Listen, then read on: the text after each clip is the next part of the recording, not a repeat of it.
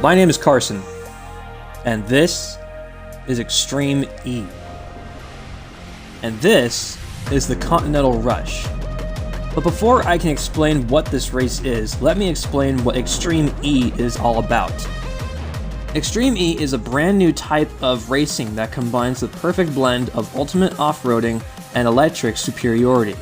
The electric motor that powers the Odyssey 21 generates 550 horsepower. However, the car is limited to 140 miles per hour. That doesn't mean the car is slow.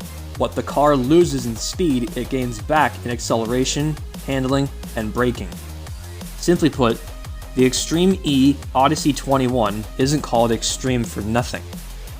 And now that we've gotten the cars out of the way, let's move on to the Continental Rush. This is the longest race ever created in Forza Horizon 5 meant for Extreme E cars. You'll start on the lower west coast of the map and work your way up and down a mountain, across the valley, into the vast jungle, and finally onto the eastern side of the map onto the magnificent golden beach of Playa Azul. But don't think it's going to be a walk through the park. Here are some things you will need to look out for on your journey across the map.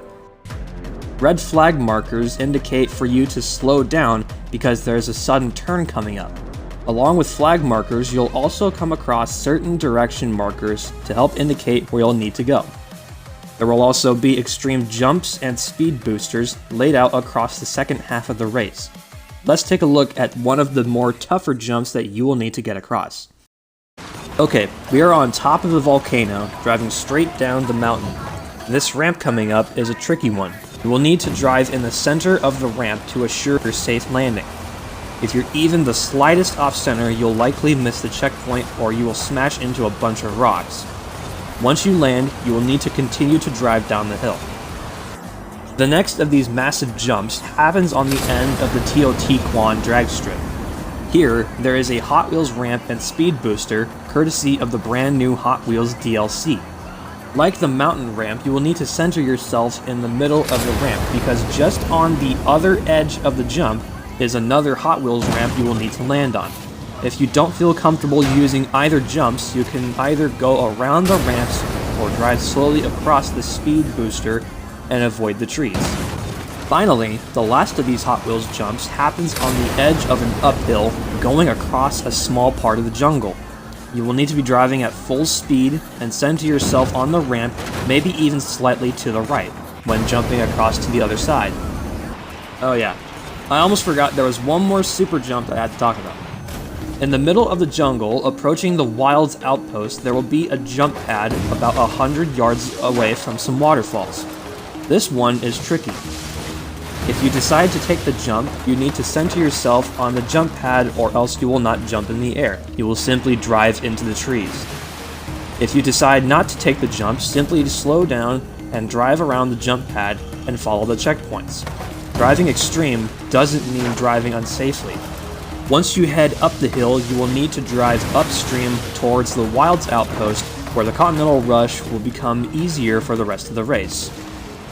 Finally, towards the end of the race, you will simply need to drive the rest of the way towards the Playa Azul beach. Here, there are no last-minute jumps, but there is a speed boost just for fun.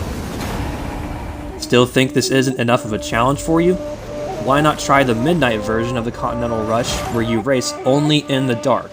The route and the stunts are still the same, but the only difference is that it is dark. Follow your maps and stay on the given route. The darkness is your greatness adversary.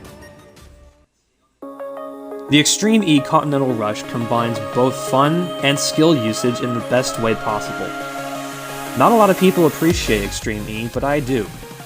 And I hope for the people who want to compete in this race that they will learn to appreciate Extreme E as much as I do. And maybe then they will begin to understand and appreciate what Extreme E is trying to do, saving the future by fixing the past.